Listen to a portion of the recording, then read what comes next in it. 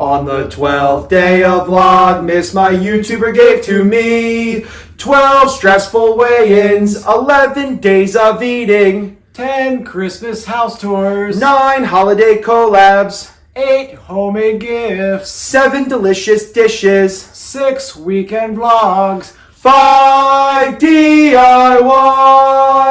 4 holiday tips, 3 tagless Tuesdays, 2 meal plans, and 1 exhausted YouTuber. Hello my friends, and welcome back to my channel, and welcome to Vlogmas Day 5.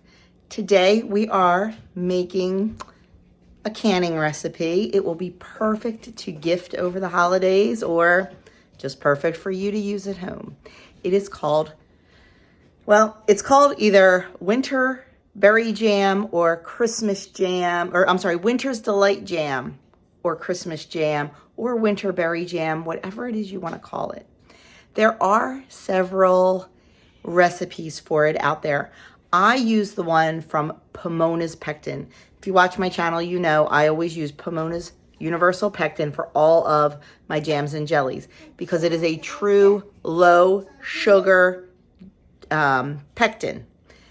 You can use as little as a half a cup of sugar in an entire recipe, whereas the other pectins, the ball and stuff, you have to use a whole lot more. So that's what I'm using. Now, I will link the recipe in the description box below for this exact recipe, but I will also link or put the ball recipe for their Christmas jam. It is a little bit different. The ingredients are a bit different, and of course, the pectin and the sugar are different. And as always, with canning recipes, canning is a science. You must follow an approved recipe, at least unless you're a canning rebel, which I am not. It is not worth it to me to possibly make my family or friends sick. So I always follow an approved recipe. That's why I'm putting the 2 different ones down there. Like, you can't just take this one and use, you know, just kind of make up the ingredients on your own and use a ball pectin and add more sugar. Doesn't work that way. So just wanted to get that out there. Just wanted to get that out there. A little bit noisy in here today. I have a helper. So anyway, we are going to get this going. Let me turn you around and show you what we need to make this recipe. Okay, ingredients and equipment. You're going to need 3 cups of fresh whole cranberries. You're going to need 1 orange. You are going to need the zest off of the peel and the orange itself. You're going to need 2 cups of frozen sliced strawberries, partially thawed. You can also use fresh strawberries for this. It's fine, just make sure you slice them. You're going to need a 1/4 teaspoon of ground cloves, a 1/4 teaspoon of cinnamon. We're going to need our Pomona's Pectin and our calcium water. Pomona's Pectin is activated by calcium water. They send you the packet of calcium to make the calcium water when you purchase the pectin. So everything comes together. We're also going to need 2 cups of sugar divided. Then for equipment, of course, you're going to need your canning jars. I am doing half pint jars. That is, in my opinion, the best for gifting jams and jellies. Because when you use Pomona's Pectin, once you open the jar, it needs to be used within 3 weeks. You don't have that high sugar content to battle mold, so you need to use it once opened within 3 weeks. We're going to need, of course, rings and our canning lids. You know I love the 4 jars canning lids. I always have a link down in my description box with a discount code for these. Ever since I switched to these, I have not had 1 jar failure. They are made in the USA. They are just fantastic canning lids. So if you're a canner, definitely check those out. And then we are also going to need a food processor. That is what we're going to chop and mix everything in. And of course, you need a canning pot. If you do not have a canning pot, you can use any large pot with a rack in it.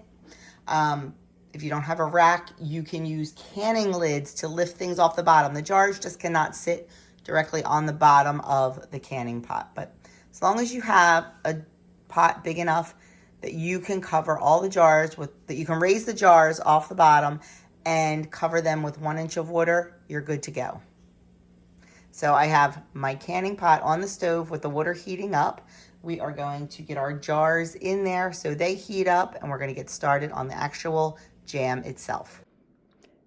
The first thing we are going to do is get all of our ingredients prepped and ready. We are going to zest our orange. I am using my Xylus zester grater. It takes the top surface of the orange off, just the zest. It doesn't go down into the pith, which is very bitter. I love this thing. I use it to shave chocolate. It works wonderfully for Parmesan. It's one of my favorite kitchen tools. So we are just going to go over the entire orange and take all the zest off. The recipe calls for 2 teaspoons. I just use the zest of the 1 orange that we will be using in the recipe. Once we get all that off, I'm just going to put it into the little bowl and set it aside. We will need that in a few minutes when we start the process. The next thing we're going to do is peel our orange and cut it into pieces. And then we're going to put that into our food processor. We're going to add in our 3 cups of cranberries. These have been washed and picked through to make sure they were all good, nothing was shriveled or old. We are going to process this just for a few seconds. We do not want it to puree. We do not want a fine chop. We want a nice rough chop because we are going to be processing this again with more ingredients.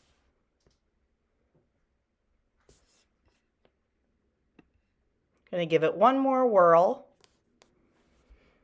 and that's good enough. You just want a rough chop. We're going to add our few more ingredients, then we will give it a fine chop. You just have to be careful you don't puree it. So I'm putting in my 2 cups of partially thawed sliced strawberries. I'm adding in the orange zest, adjusting the camera. And then we are going to add in some spices. The original recipe calls for 1/4 teaspoon of cloves and 1/4 teaspoon of cinnamon. You can use any spices you would like up to 1 full teaspoon. You cannot go over 1 full teaspoon of spices for this recipe, as it will change the density of the recipe and potentially make it not safe. I've said 100 times before, canning is a science, cooking is an art. So let's follow the science on the canning recipe. Now we're just going to process this again until it is finely chopped. I like to just hit it a few times, check it, hit it a few times, and check it. I'd rather be safe than sorry. You can always do more, you just can't take away.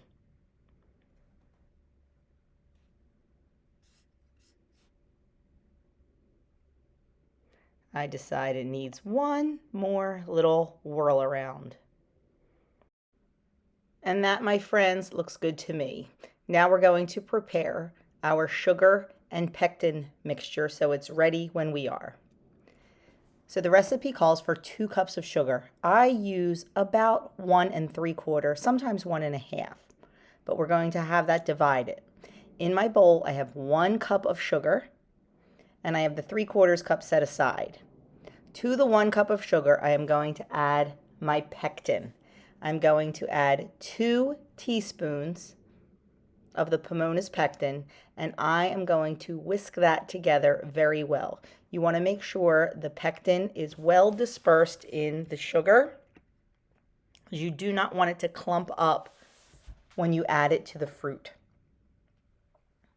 So once you have that all ready, we can head on over to the stove and get started on our berries.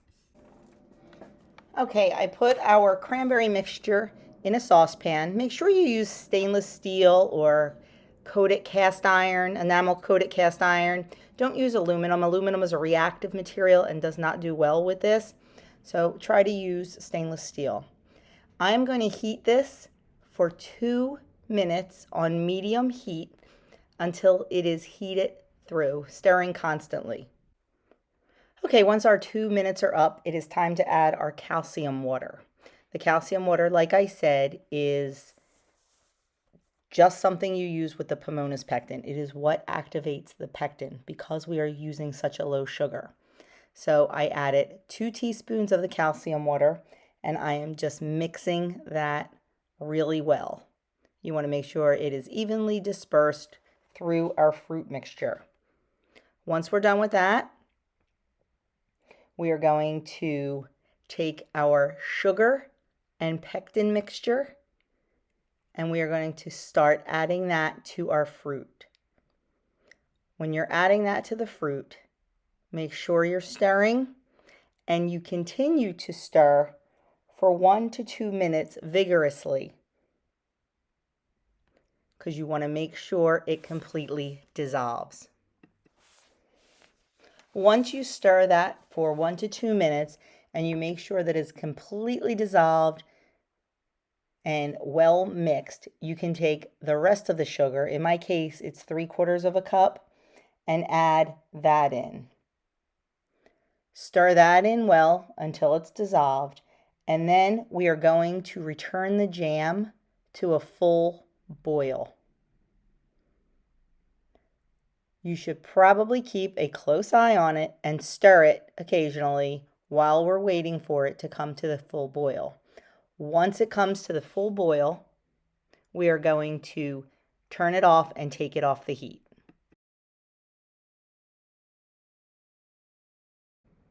Now that it's up to the full boil, we can turn off the heat and get ready to begin filling our jars. To fill the jars, I take one jar at a time out of the canner, put my canning funnel on, begin filling the jars with the hot jam. Always remember, go hot food into hot jars, so we don't want them to break. And we are going to fill them to 1/4 inch headspace. I couldn't find my debubbling tool, so I just grabbed Andrew's chopstick. Hey, anything works as long as it's not metal. I debubbled the jam. We are going to wipe the rim with a wet cloth. We're going to center our lid and put our ring on.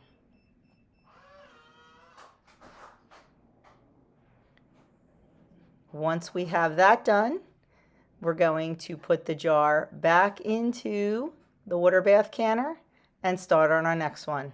I know you're all looking at my leggings going, what is she wearing? Yes, I have fun Christmas leggings on. The kids love when I wear stuff like that. They just think it's hysterical. So why not be comfy and why not make them happy, right? So we're just going to do this next jar, same exact way we did the first. Debubble, check our headspace, make sure it is at 1/4 inch. We're going to wipe the rim, put the lid and ring on, and get it right back into the canner. I'm going to finish with the rest of the jars, and then we will process them. Okay, now it is time to process our jars. This recipe says it makes 5 half pints. I never get more than 4 out of it. So I am going to gently lower my rack into my water. Make sure that there is 1 inch of water above the jars. I'm going to put our lid on, crank up the heat, and let this full boil for 10 minutes. Once the 10 minutes is done, I'm going to take off the lid, let it sit for 5 minutes, and then we'll be able to remove the jars. Turn off the heat and let it sit for 5 minutes. There was 1 jar that fell over, so I just wanted to get that upright. It should be fine.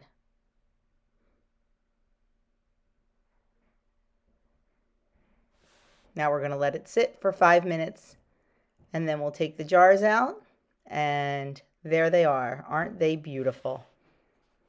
4 half pints of Christmas jam to give as gifts. It's a quick, easy recipe, and everyone seems to love it. Okay, our jam is all done. Look at that beautiful, beautiful color. Perfect for Christmas. Now I have to put my cottage kitchen license label on the top. I am required to put in all the ingredients and my numbers and all that stuff. So that's what that is on there. I like to make it look a little nicer because most people are gifting these. So I'm just taking a piece of red and white baker's twine. I'm going to tie it around the top. Nothing fancy, just nice and plain.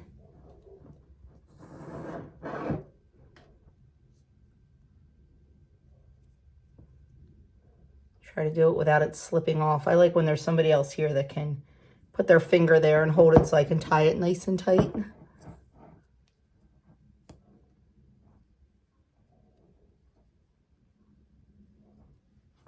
And then I made these little tags on my Cricut. You can just hand write them. You don't even have to do this. You can just tie this in a bow or put pretty ribbon and you're done. But I made these little tags on my Cricut. And I am just going to thread this right through here.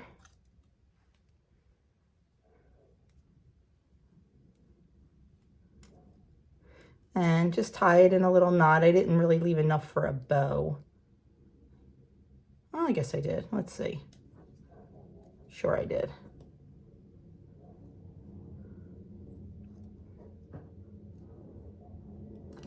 Or not.